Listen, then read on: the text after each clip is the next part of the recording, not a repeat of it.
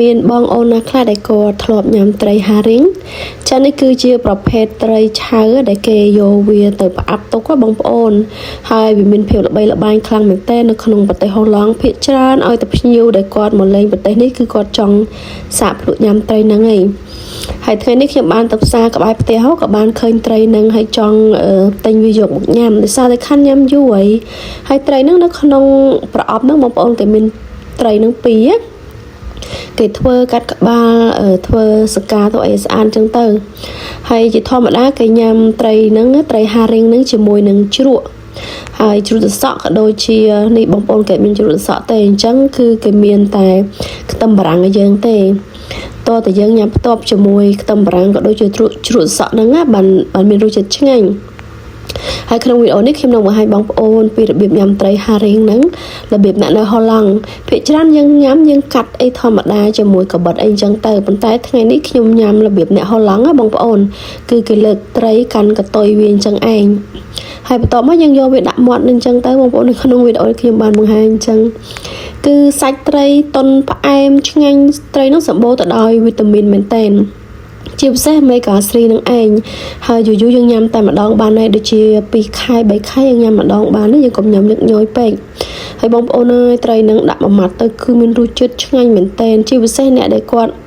ចូលចិត្តញ៉ាំត្រីនឹងគឺយើងភាគច្រើនញ៉ាំខែត្រជាក់គឺញ៉ាំទៅឆ្ងាញ់វាអត់សូវមានក្លិនឆ្អាបប្រហែលទេនិយាយទៅឆ្អាបតិចតិចទេបងប្អូនអើយសឹងតែមិនដឹងផង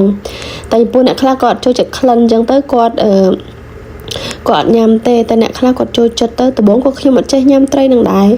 តើតែយើងសាកញ៉ាំម្ដងពីរដងទៅគឺចង់ញ៉ាំតែម្ដងដូចថានឹករសជាតិវានេះបងប្អូនក៏លេចមកមើលត្រីនឹងខាងក្នុងគេគឺគេជាវាឆ្អឹងចេញអស់ហើយប៉ុន្តែឆ្អឹងវានៅជាប់ជាមួយនឹងសាច់ខាងក្នុងមានឆ្អឹងច្រើនគួរសមដែរភាគច្រើនអ្នកនៅក្នុងប្រទេសហូឡង់នេះគឺគាត់ចូលចិត្តញ៉ាំរបៀបនេះឯងបងប្អូនគេអត់សូវកាត់ជាកង់ឯទេគឺគេញ៉ាំទាំងមូលអញ្ចឹងឯងហើយត្រីហ្នឹងគឺជាប្រភេទត្រីសមុទ្របងប្អូនដែលគេយកវាទៅផ្អាប់ទុកនិយាយទៅគេធ្វើស្អាតបងប្អូនហើយមិនបាច់ភ័យបារម្ភថាអូញ៉ាំទៅវាឈឺកាពះឈឺអីទេអត់ទេនិយាយទៅជាទូទៅគឺគេញ៉ាំត្រីនេះនៅក្នុងប្រទេសហូឡង់នេះឯង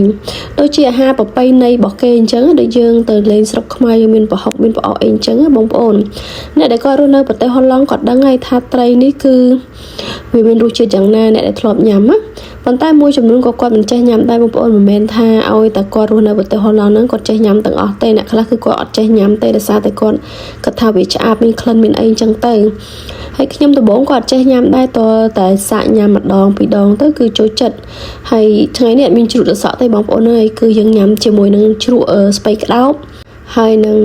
ខ្ទឹមបារាំងនិយាយទៅយើងញ៉ាំជាមួយរបស់ជូរគឺត្រូវគ្នាបើយើងញ៉ាំតែត្រីហ្នឹងគឺឆាប់តលាន់ណាបងប្អូនត្រីហ្នឹងក៏វាអត់មានតម្លៃអីថ្លៃប្រហែលដែរត្រីកន្លែងខ្លះគេលក់តែ1 យូរទៅ2 យូរទេកន្លែងខ្លះ2 យូរ50 សេនអីអញ្ចឹងទៅឥឡូវនេះញ៉ាំអស់ហើយ